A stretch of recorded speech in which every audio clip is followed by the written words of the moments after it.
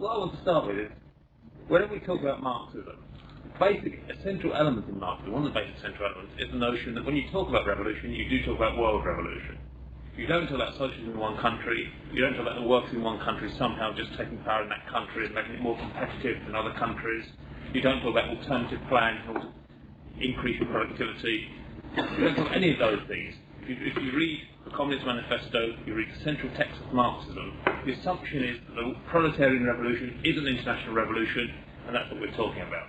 Now, of course, immediately we get involved in arguments with people, then we face a credibility gap. And the credibility gap most of the time is this: that people think in terms of national contexts, they think in terms of national politics. You talk to them about world revolution, and it seems 1,000 miles away.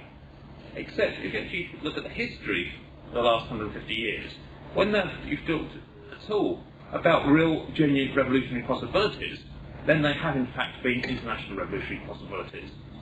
The first period of revolutionary possibilities is the period around the French Revolution, 1789 to 1795, period of revolutionary upheavals, not just in France, but Belgium, southern Germany, and so on and so forth.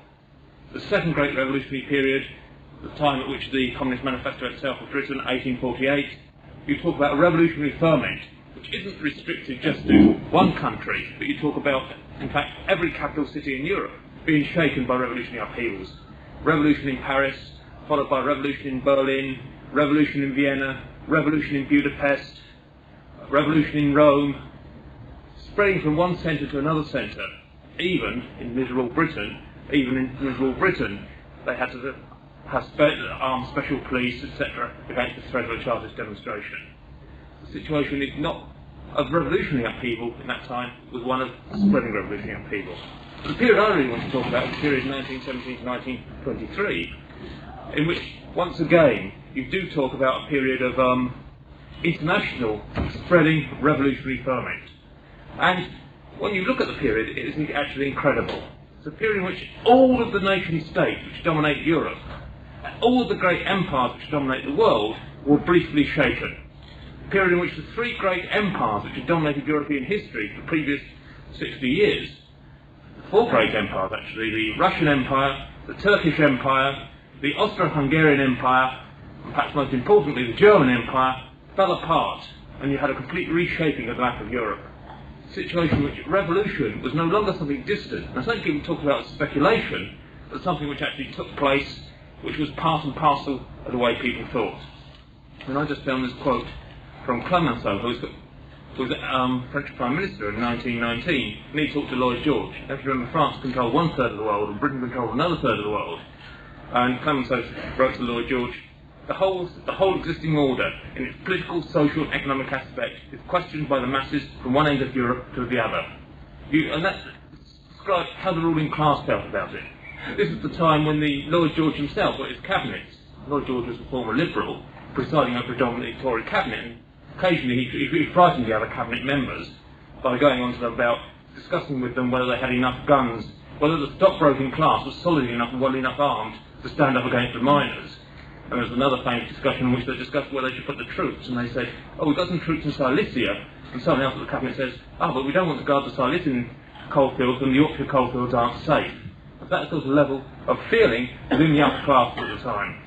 Now, if you look, I'll give a very, very brief outline of the way in which these events develop. Just as a chronological outline gives you some feeling of the extent of the ferment and the extent of the unrest.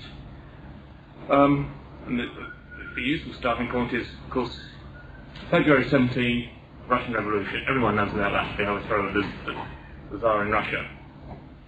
July 1917, mutinies in the French army. July 1917, mutinies in the main German naval base at Kiel. July 1917, armed fighting in the streets of Turin. January 1918, mass strikes sweep from Budapest, Vienna, Berlin, the Ruhr, Munich, all across the Austro-Hungarian Empire and the German Empire. In Vienna, briefly, a workers' council operates illegally to try and coordinate the strikes. January 1918, discussions, unfortunately, I'm sure Ray knows better than me about this, but discussions about the possibility of organising of the shop stewards movement in Britain organising mass strikes, which don't quite come to fruition. October 1918, revolution in Vienna. October 1918, all the subject states previously ruled by the Austrian Empire declare their independence from Austria. Workers' councils effectively in control of Vienna. The Workers' Council is the only form of organisation.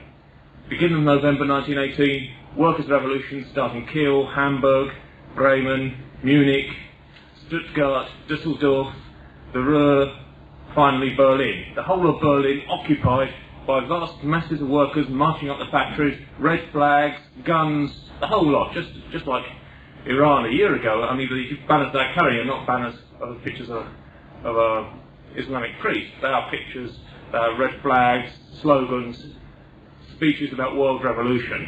Karl Liebknecht, released from prison a fortnight before, marches with a troop, a body of 10,000, 20,000 people, marches to the Imperial Palace, from which the Emperor has just run away, climbs onto the balcony, speaks to an audience of 100,000 people and says, "This is the beginning of the German Revolution, this is the beginning of the world revolution, put up your hands, those who want a workers' council Germany and a world revolution," and 100,000 hands go up in the air. That's the sort of atmosphere in which you're talking about. A situation which followed then by a period of 18 months, certainly in Germany, and Germany is the world's second industrial power at the time, the centre of Europe, a period of 18 months in which complete, continual ferment.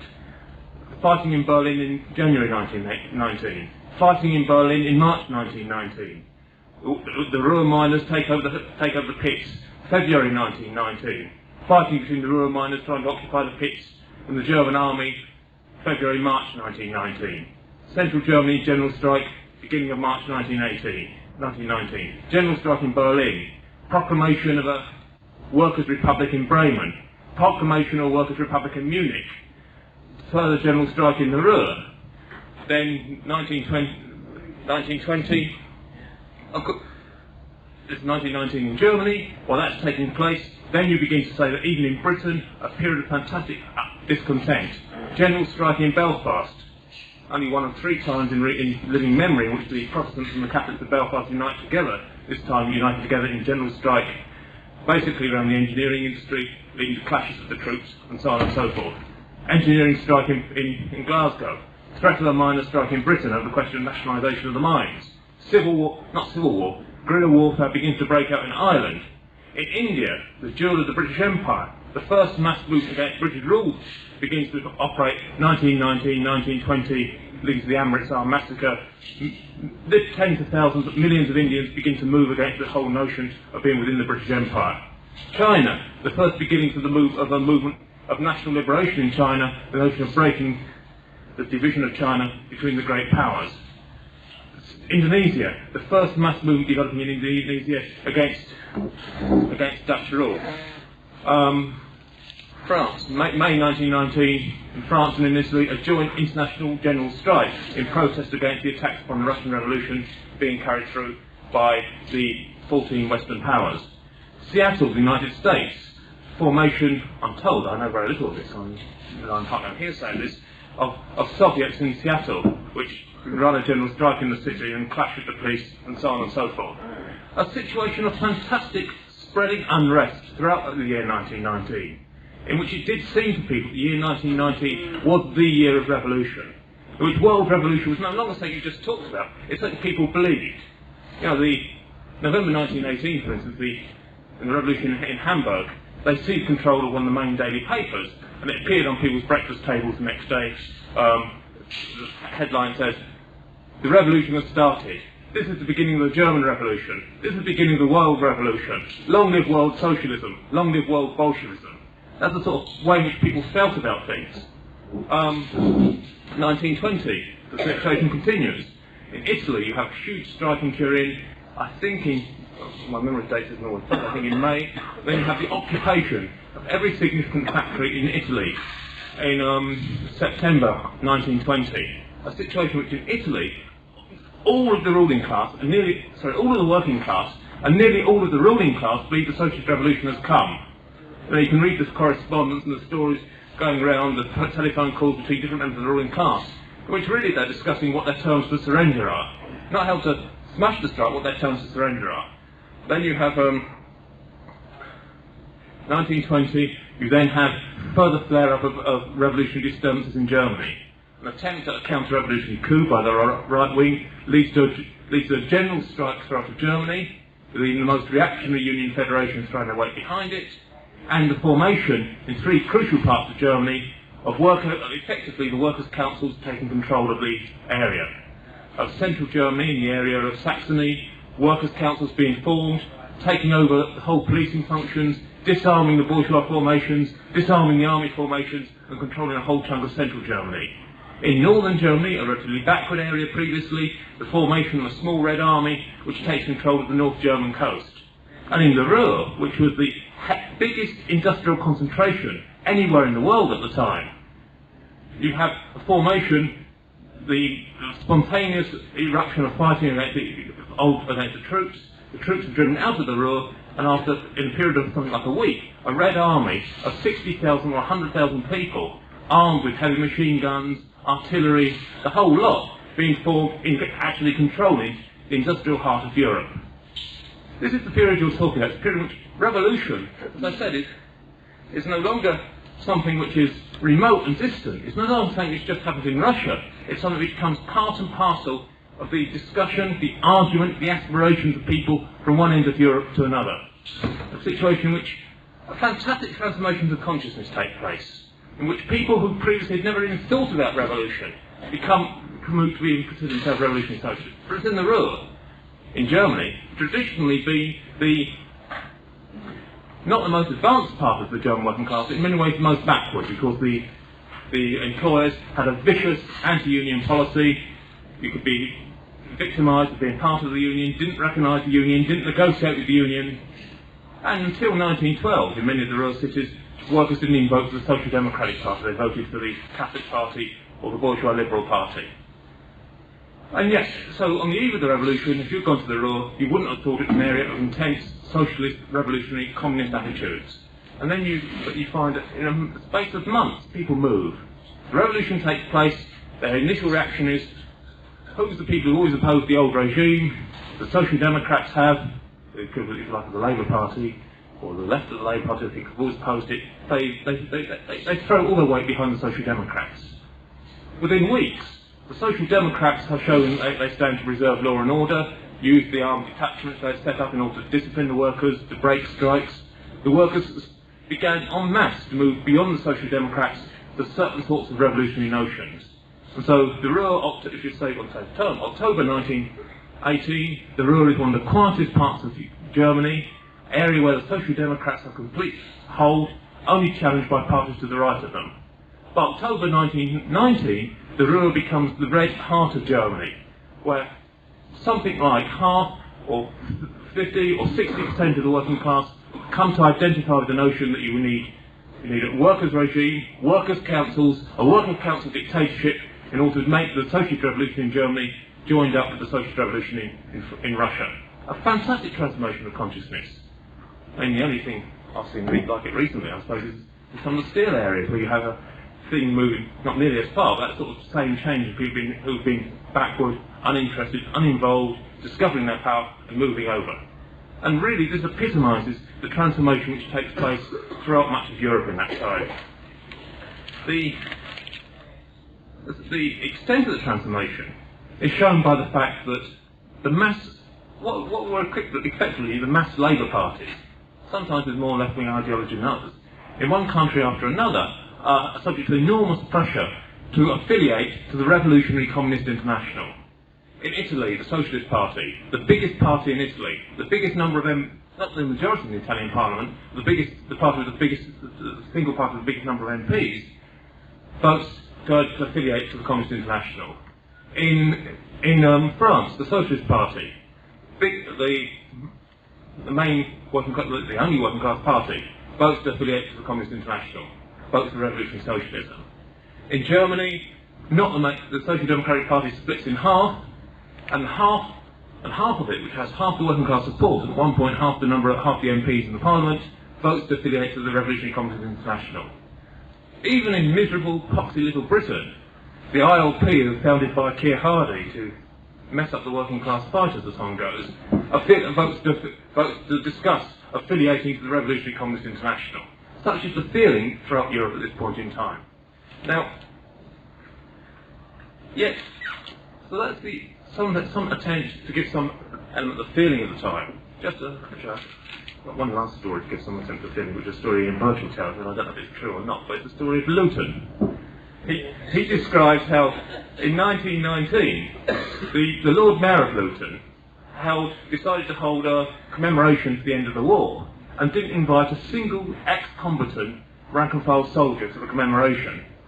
So the Ex-Combatants Association, I suppose the predecessor of the British Legion, that's spreading a bit far, in Luton, organised a demonstration, marched on the town hall, set fire to the town hall, and thousands of demobilised troops marched around it singing "Keep the Home Fires Burning" and stopped the fire station march with the fire engine putting out the fire.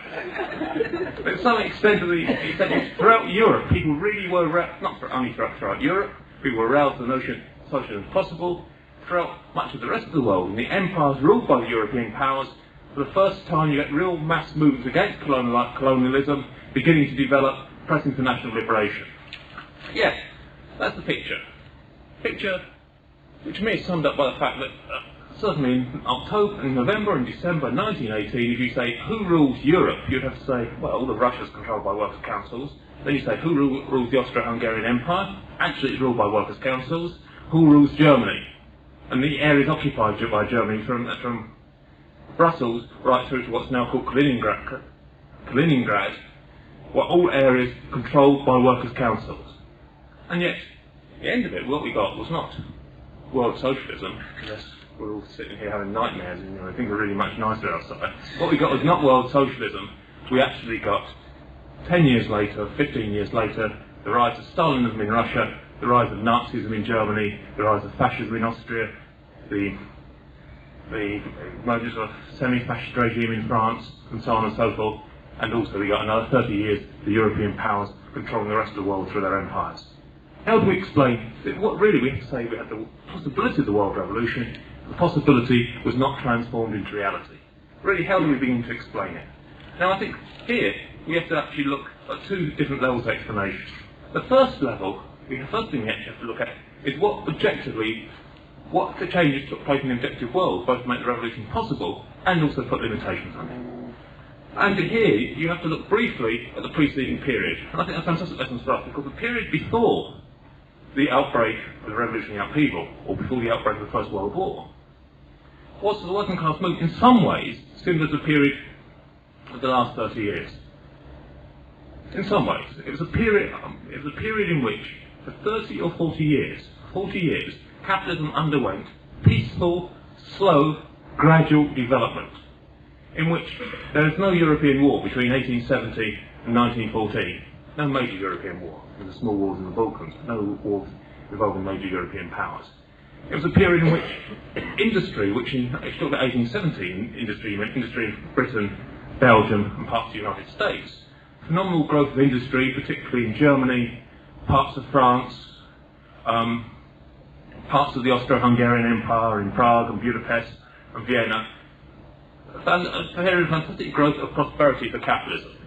A period of growth and prosperity for capitalism which had its side effects in the fact that most workers saw their, certainly in continental Europe, and I think probably in Britain as well, saw their living standards rise in the period 1870 to 1900, rise substantially by 30 or 40%. If you were a worker in Germany in 1870, life was miserable indeed. It was the worst horrors of the Industrial Revolution. If you were a worker in Germany in 1900, I'm not saying it was all milk and honey, but things weren't bad. Even in slums, the highest point unemployment reached, I think, was 4 or 5%. You had living standards, you could afford your beer, you could look forward to a better home. Things had improved. The sort of attitudes under that system in some way tended to prevail, which prevailed in Britain during the 1950s and 1960s. Workers almost assumed, they didn't like the system, but they almost assumed it could deliver certain things to them. This was most marked with the skilled workers, who tended to be the backbone of any trade union organisation which existed. In this country, of course, you talk about the trade union organisation before 1889, you talk about essentially unions of skilled workers, some mining unions. Even after the docks strikes of 1889, you only talk about a relatively small number of unskilled workers organised in unions until, outside the mines again, until the great outburst of trade union organisation, 1910 to 1914. You talk about Germany, you talk about a situation in which I think only 1 worker in 6 was in the union, and these workers tended again to be skilled workers. And even here, it was only in the smaller factories where there's a slightly more cosy atmosphere between the employer and the worker that there was some sort of trade union recognition. The vast bulk of the industrial working class were not organised into unions, were not involved in the class struggle. The minority which were tended to be relatively privileged, and this tended in turn to have an impact upon the attitudes. Now, there were differences. I could go on at length about differences. I mean, there was a difference in Germany where, because of the restricted franchise, because most workers weren't allowed to vote, or weren't allowed to influence decisively through their vote anything that occurred at national politics, you had workers in some ways quite cosy in the system, but opposed to the political setup in which they found themselves and supporting a party which claimed to be revolutionary, but in practice was far from revolutionary. In Britain, of course, most workers were just cosy inside the system and didn't form part of their own until 1902. The situation went on for 40 years, in which people came to take for granted the development of the system was gradual, no revolutionary upheavals. If you talked about revolution, it was something in the far, far distant future. And typically, if you talked about revolution, you assumed it would come by the ballot box. When I was interested to hear Eddie Frau speaking yesterday about Daniel de Leon and so forth, one thing he didn't say about Daniel de Leon, who in some ways was the socialist before Lenin who went further to develop his ideas of the state and so forth, that Daniel de Leon assumed that political action was still meant voting in elections. You know, you talk about trade union action on one hand, political action on the other, and political action was still voting in elections. This took place. The result was you had trade union organisations adjusted to peaceful development, adjusted to working within the system to try and improve workers' lives, even though they go through the rhetoric of opposing the system. What produced the revolutionary upheaval out of this? 2 things.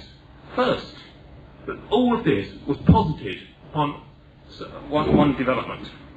And this was, if you want to talk about peaceful development of capitalism, you had to say what was it which enabled capitalism for 30 or 40 years to overcome many of its internal contradictions. And here, quite decisive was the question of imperialism. At the same time as you had the peaceful development of European capitalism inside Europe, you had the massive extension of the European empires until in the 1914, I think it was only Ethiopia and Siam were the only 2 countries in the world, 2 third world countries, which had independent governments of their own. Ethiopia, Siam and Liberia, which effectively was an American colony.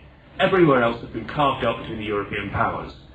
The European powers have been able to overcome their internal problems by externalising them by the building of colonial empires. But the very building of colonial empires meant that eventually all the world was partitioned between the great powers, and then you've got the continual friction between the great powers of each tried to solve its problems by extending its empire at the expense of another great power. And this meant in particular that Germany, which was a bit slower in embarking upon building an empire compared with France and Britain, was continually pressing France and Britain for concessions in order to extend its empire. And of course, the logic of that, continual confrontations, military threats between the two, which culminated in war. The other side, if you like, of the peaceful development and now workers to some extent get absorbed into the system was eventually the outbreak of the imperialist war, which in turn then fed back and within a matter of months took away from workers everything they'd gained in terms of peaceful change, peaceful improvements over the previous 40 years. Slashed their living standards,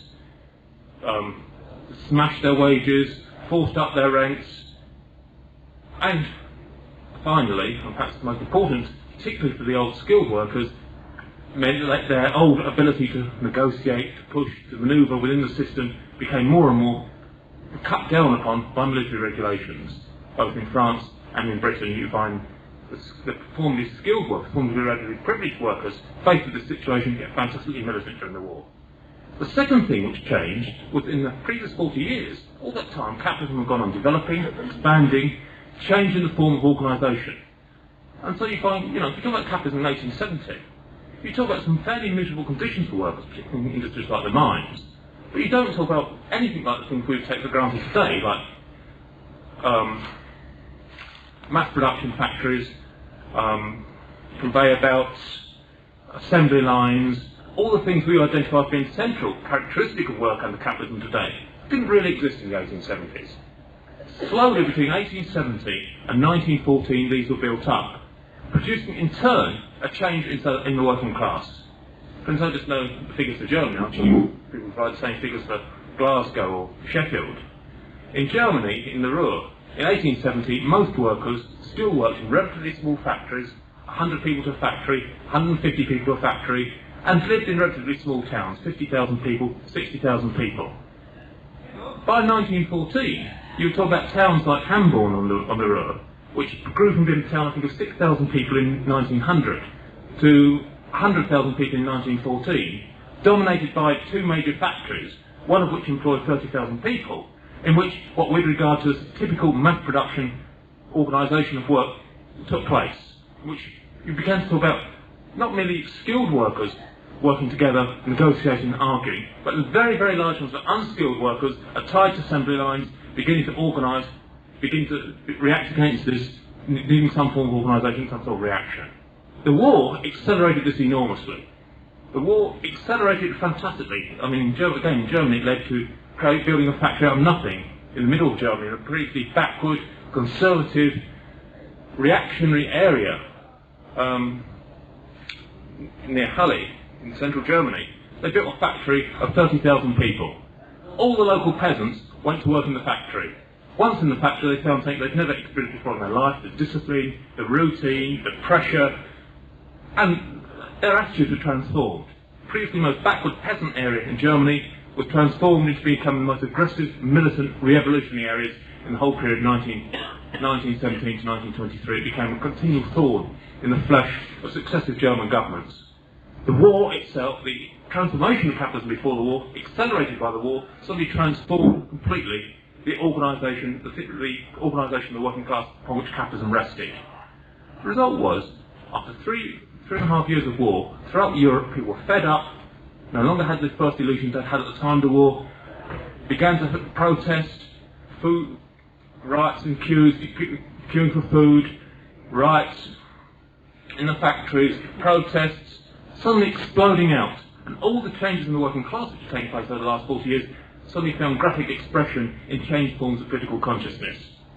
Changed forms among the old skilled workers, previously the people who thought they could operate within the system, saw their wages and their living standards slashed, saw their ability to organise and to argue with the employers undercut, transformed their attitudes, very, very often moving straight over from very old, crafted, quite conservative attitudes to revolutionary attitudes. I mean, you know, people probably know some of the stories from Glasgow. Those stories in Germany are very similar. The Berlin metal workers, who had been, if you like, the elite of the working class before 1914, from 1916 onwards, were the vanguard of the revolutionary section of the working class in every great upheaval, being won over to revolutionary ideas and propagating those ideas, on the one hand. On the other hand, the steel workers and the miners in the Ruhr, who until 1914 have been virtually unorganised, 1918, flocking to the unions, flocking to the Social Democratic Party, 1919, I was going to say flock out the unions on the other side, but often they did, disgusted with the way the unions don't represent them, become a fantastic revolutionary force. Storming the ballot boxes when the elections take place in 1919, forming the Red Army, fighting upheaval continually throughout the period of the Weimar Republic. Now, that's the transformation. But of course, once you look at that transformation, then you can begin to understand what the limitations on the revolutionary process were. And the limitations were this: that people changed their attitudes under the pressure of events, but their change never takes place simultaneously with the changes in their conditions. Old loyalties persist, and as old loyalties persist, people remain hung up on antiquated formulae, even when these formulae no longer fit their circumstances, antiquated political beliefs. And so you find that in every one of the revolutionary upheavals, the beginning of that upheaval, people who sort of instinctively want some sort of revolutionary change think they can get that revolutionary change by identifying with the main opposition party under the old regime, which meant identifying with the Social Democratic parties, the Labour parties. You know, it's most clearly shown in the case of Britain, where 1919 was the year when which the ruling class was probably more frightened than any other year in the period since the end of Chartism. But it's also the year which gave birth not to a mass revolutionary Marxist party in Britain, but gave birth to the first real formation of the flabby, miserable, reformist Labour Party as a mass party. All the agitation, all the changes, etc., found their expression not in what they should have found in a revolutionary organisation, but in a flabby social democratic organisation. In Germany, in Austria, in France, in Italy, the situation was slightly different. Of course, material circumstances of workers was worse. Of course, they'd been damaged. Germany clearly did infinitely worse at the war than Britain. German workers were actually living on starvation point for 3 or 4 years after the war. The things became much more radical. But they didn't become radical all at once. I said earlier, it took the miners and the Ruhr 3 months to move through social democracy, entering it from the right and leaving it on the left. Those 3 months were quite crucial, because they gave 3 months in which ruling parties throughout Europe could manipulate and manoeuvre and reconsolidate themselves after the first revolutionary upheaval. It provided possibilities for the ruling class to find leeway to reorganise it. Take Germany. The old German state fell to pieces November 1918. Fell to pieces. The only organisation for the authority anywhere in Germany were the Workers' and Soldiers' Councils. The Workers' and Soldiers' Councils then voted in mid-December 1918. They voted, of course the majority of the people that supported the Social Democratic Party, they voted to re-establish bourgeois democracy.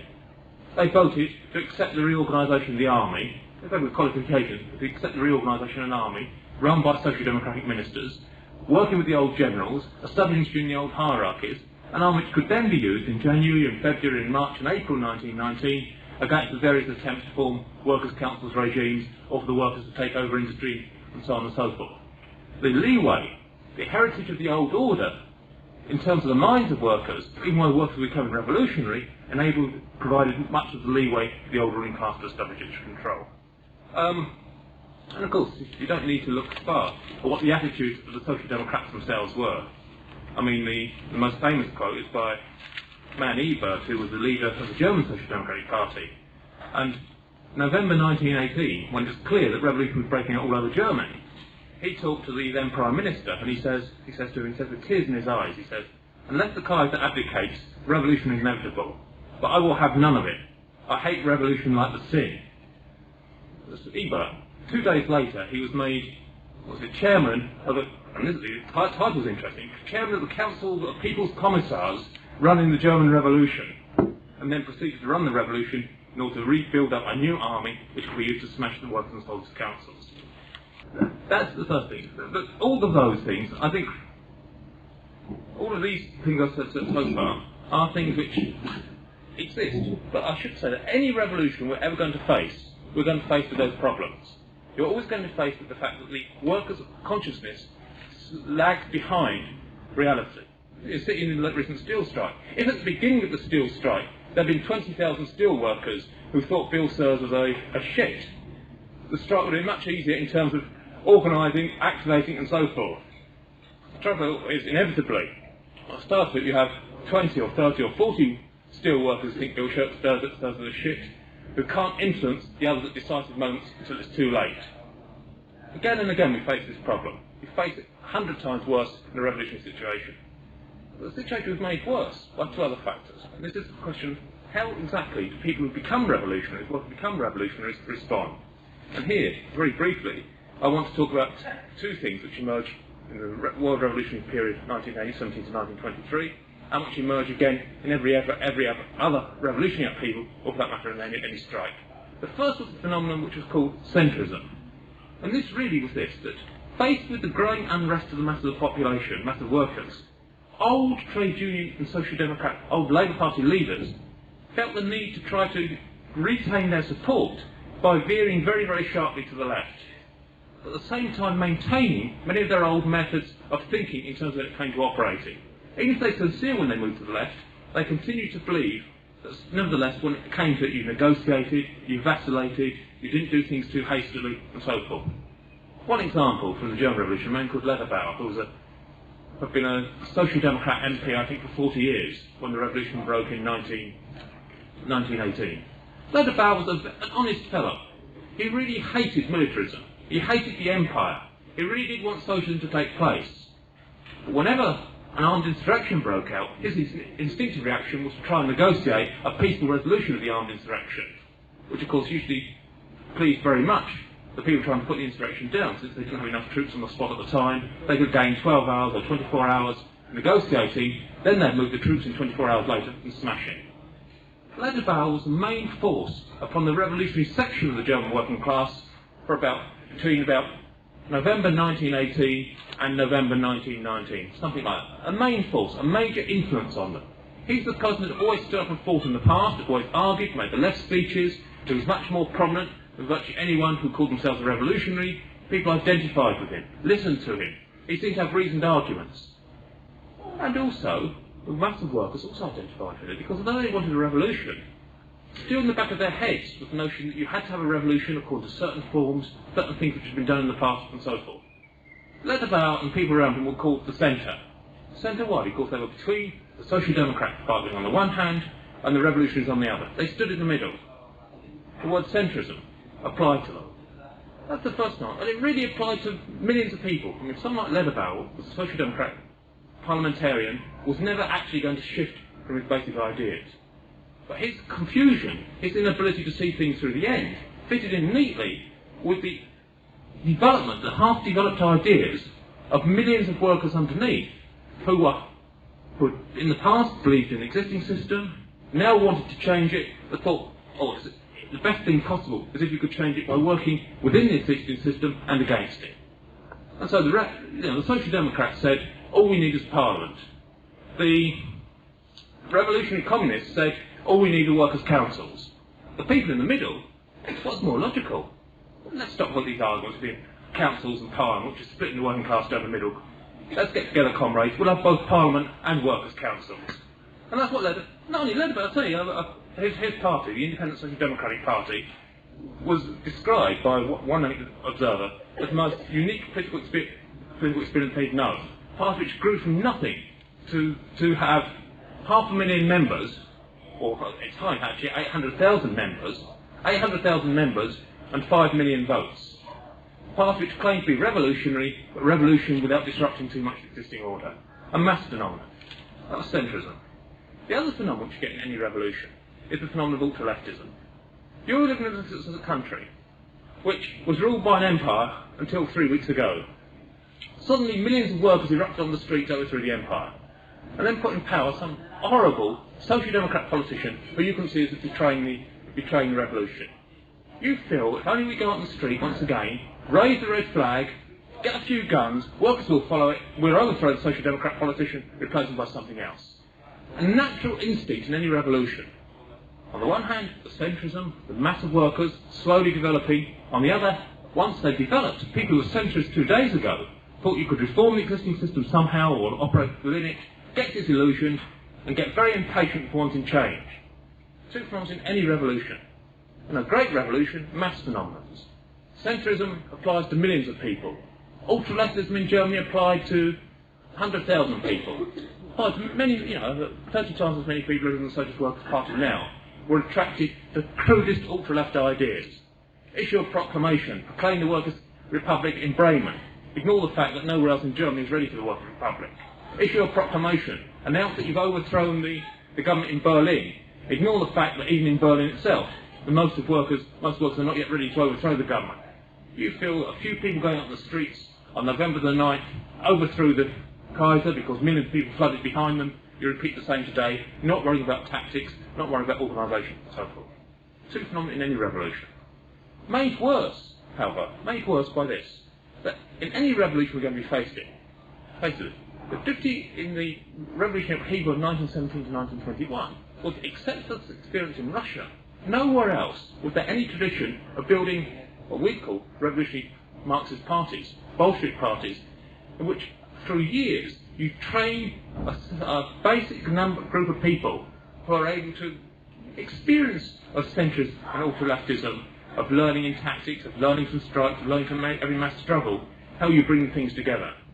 And so you find in the Great Revolution in Germany, you find that the leaders of it, incredible, some of the leaders. Max Herz, who was the sort of German Che Guevara, who was a man who built single-handed a Red Army which operated on the area near the Czech border, and used to go around and insist that the local capitalists used to pay £1,000 each in order to finance the Red Army, and things like this. Fantastically heroic fighter. I mean, he operated the Red Army in first 3 months of 1919, then again in 1920, and then again in 1921. Fantastic heroic figure.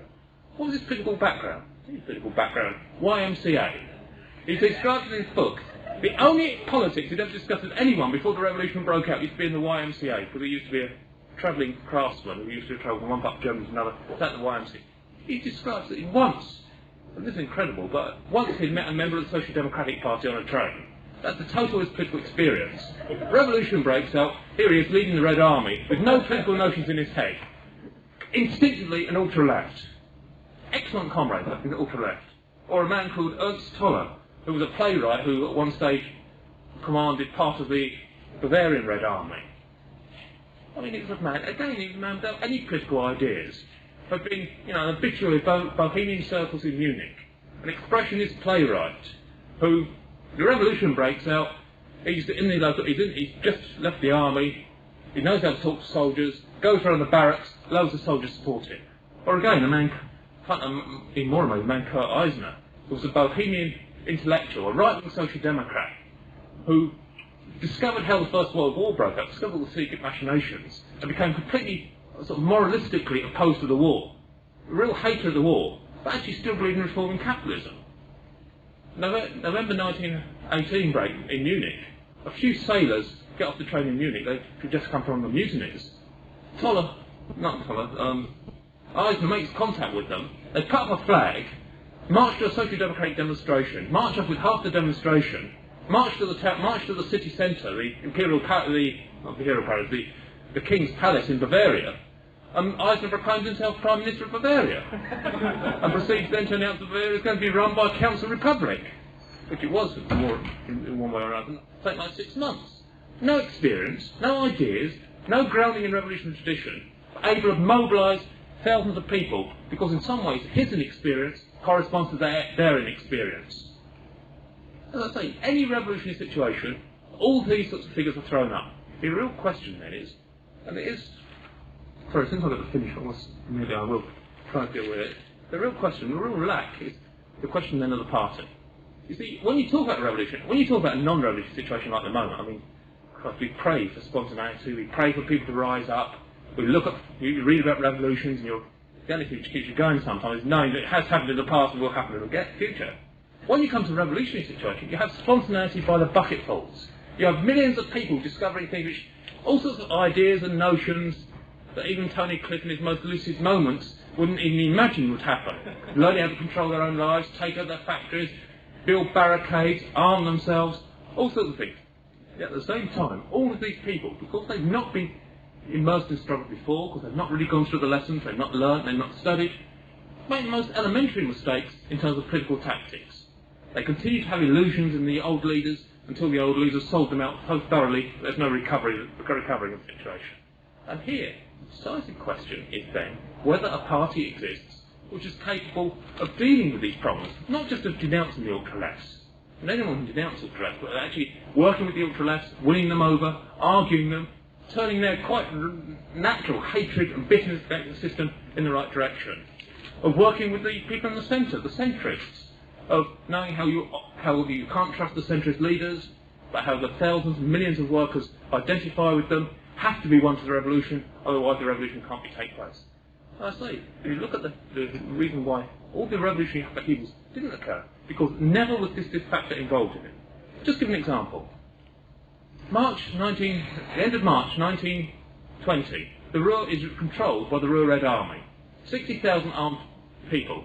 The Reichswehr, probably, given a fortnight, may be able to smash the Ruhr Red Army. At this point in time it can't. There's not enough troops in the Ruhr area. There's a rail strike throughout Germany, so they can't move the troops. What you need is fantastic delicacy to deal with the situation, fantastic ability to discuss, the militants, the people running the Red Army, to discuss how do we operate, how do we react, how do we not provide an excuse for them to smash us, on the other hand, how do we not so disarm ourselves that they can smash us without needing an excuse. Fantastically difficult. What do you find? You find the Western Front at the Ruhr Red Army is run by centrists, people who say, oh well, they want to negotiate with us, lay down your guns, retreat from the front, we can trust the word of a general like von Batter. Western front. You find the eastern front of the Red Army is run by ultra-lefts, who say, it doesn't matter if the people on the western front are laying down their guns, we've got our guns, and we're going to keep on fighting, we'll fight to the last man, we'll blow up the pits if necessary because that will frighten the capitalists, and so on and so forth. So instead of having a unified strategy, if you've got an army of 60,000 people, you need a unified strategy, you end up with half of it laying down their arms, the other half fighting on the most foolhardy fashion, and the whole Royal Red Army being eliminated a fortnight later. Just like that. Well, within that there is no cadre of people. Organised, understanding, capable of arguing, debating and going through the points, both of the ultra-lefts and the centrists are pulling them together into a single direction. Or again, the great strike and occupation of factories in Italy, when the Italian ruling class were virtually convinced that the socialist revolution had come, you find the leaders of the occupation are members of the Socialist Party. They believe the Italian Socialist Party is a revolutionary party. The Italian Socialist Party leaders themselves think they're revolutionary. I mean, it shouldn't be thought they were all complete sellouts. I mean, the leader of the Italian Socialist Party, Serrati, later joined the Communist Party. But they face a general strike. What do? They think, well, we've always done in the past with a general strike. We've handed it over to the trade union leaders to run. They're experienced at running strikes. I mean, we're political, they're industrial, and the political wing mustn't interfere with the industrial wing. This is a strike. It's their job to do. They let the trade union leaders then negotiate a return to work. Well, if you're going in for £10 a week extra rise, or at the end of the day you negotiate a return to work. If you've got three quarters or 9/10 of the working class believing they're on the eve of a revolution, you negotiate a return to work. I mean, it's lunacy. They go back to work, and I think, Christ, the foreman's still there, the clocking in clock's still there, the charge hand's still there. Where's the revolution? It leads to complete demoralisation. Because at a crucial moment when it's a question of moving forward to challenge for state power, the centrists were not prepared to. And there was not a revolutionary organisation operating from below, criticising the centrists in a sensible, rational way, arguing for continued action, saying you couldn't rely on the trade union leaders, all the things we take for granted. Revolutionary opportunities missed. You move from the occupation of factories, and the Italian ruling class prepared to commit hara-kiri in September 1920 to the March on Rome, I think it was September, October 1922, 2 years later. Just like that. Because at a crucial moment there is no party capable of leading forward. That's really the bones of what I want to say. I'll finish on this. I've talked about world revolution. Now, really, the last thing I want to say is, when I started, I said you can see almost revolutionary upheavals don't take place in one country. They take place in groups of countries, or throughout the whole system at certain points in time. They don't take place all the time, they take place at certain points in time. 1789 to 1790s, 1848, 1917 to 1923. And I think you can argue that we're moving into that sort of situation today. If you look at the last, it's quite amazing if you just look at what's happened in the last year. The revolution in Iran, the civil wars in Central America, and so forth. You can see that even at the moment there's something like a world revolutionary process taking place in slow motion. When we talk about the next 5 or 10 or 15 years, particularly if you take the sort of economic background which some people have heard Nigel gave yesterday about the nature of the crisis, the inability of capitalism to solve it, we're moving once again into that sort of situation. It's not a thing which is going to happen all at once, it's a thing which is happening in which workers who take for granted for 30 or 40 years peaceful development of society, peaceful changes, peaceful transformations, are finding all those things torn away from them. They react to complete confusion. I mean, one moment they're fantastically angry like the steelworkers are, the next moment they're prepared to accept a shoddy third-hand social contract handed out by a Labour government because it's the only thing they can see in default of anything else. But they're confused, they're bewildered. We're talking about those sorts of transformations. And that's why we have to say the key thing for us is building the party. Not saying in opposition to the spontaneous movements and developments, but the precondition for making sure those spontaneous movements and developments aren't lost and frittered away as people make mistakes, which they don't need to make if there are people there to talk about what they're doing.